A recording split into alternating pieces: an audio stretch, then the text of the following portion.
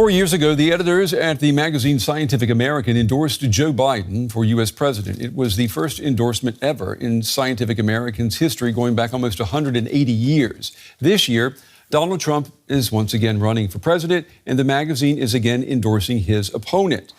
The magazine says it's going for Kamala Harris because of her proven track record on many issues, including health care and efforts to mitigate climate change. Trump, on the other hand, is seen by the editors as a dangerous threat, a person who rejects scientific evidence and prefers, quote, nonsensical conspiracy fantasies. Here's their take on the issue of technology. The CHIPS and Science Act invigorates the chip-making industry and semiconductor research while growing the workforce. A new Trump administration would undo all of this work and quickly. Under the Devious and Divisive Project 2025 framework, technology safeguards on artificial intelligence would be overturned. Joining me now is the editor-in-chief of Scientific American, Laura Helmuth. She joins me from Washington, D.C. Laura, it's good to have you back on the show again. 4 years ago, almost 4 years ago exactly, you said that you were counting on President Biden to recommit the U.S. to science. Has he delivered?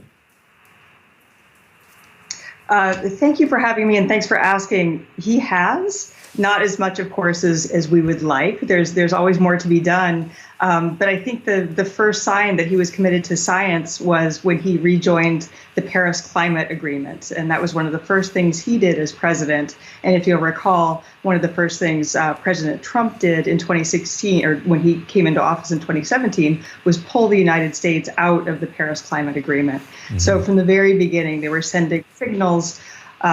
Trump has called climate change a hoax. The Biden administration with Vice President Harris has been very supportive of climate action. And we think that's just, obviously an emergency facing all of us in the world that requires international collaboration. And we think that the Biden-Harris administration has done a great job so far with that.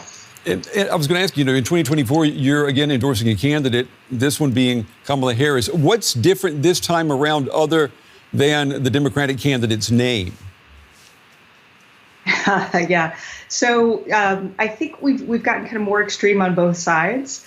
I think, as in your last segment, Trump has become even more kind of unhinged from reality. He's spreading these conspiracy theories about people eating pets and knowingly causing threats of violence to immigrant communities.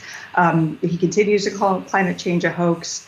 He's done all kinds of things to show that he's not accepting of reality. And of course, the biggest one is still denying that he lost the election in 2020. And then on the other side, I think the Biden and Harris administration have done more to mitigate climate change than any presidential administration in the past. And Harris is even more committed. Her plans go beyond what Biden has done so far to really do even more to improve clean energy, to advance electric vehicles, more regulations, more protections for the environment. And she's just super supportive of science and healthcare.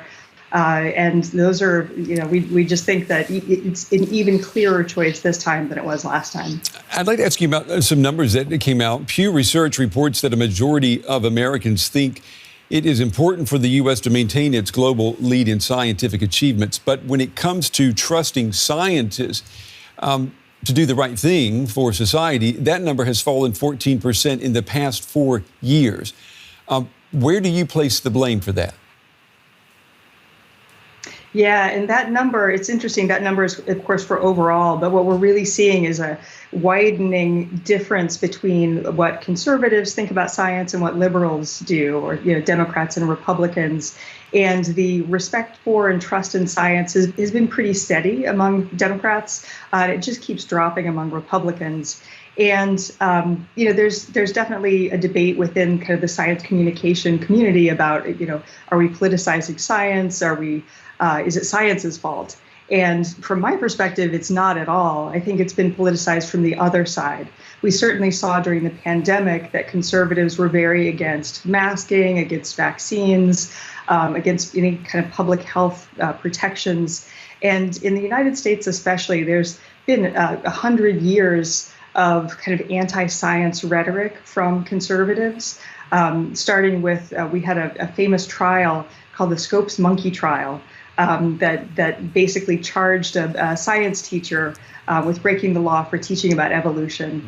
And from then on, it's been a really bifurcated system where conservatives have been rejecting of tobacco studies, climate science, evolution, basically any kind of scientific discoveries. It's been very politicized. Well, Lori, what do you say to your critics? I mean, you've been criticized for politicizing the scientific community with the endorsement.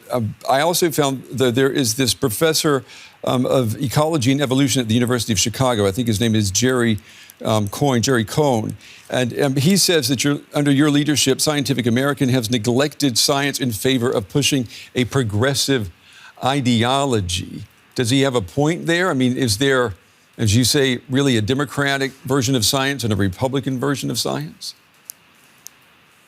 No, I think, Jerry has a lot of time on his hands. He spends a lot of time criticizing us.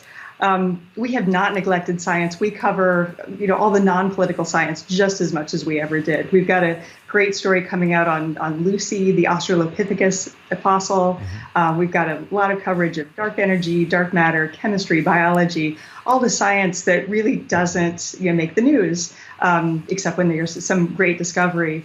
In terms of what we cover that has to do with politics, we think it's our responsibility to share what we know about the science of abortion access, of transgender healthcare, of climate science, of how important it is to expand access to healthcare and how it can be life-saving if you do expand health access.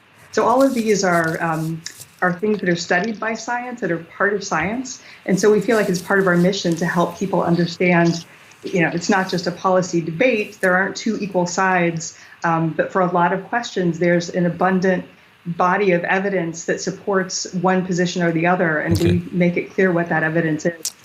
Laura Helmuth with Scientific American. Laura, we appreciate your time on this Friday. And let's see who wins the election. And let's come back in 4 years and see what we're talking about then. Thank you. Thanks a lot. Bye.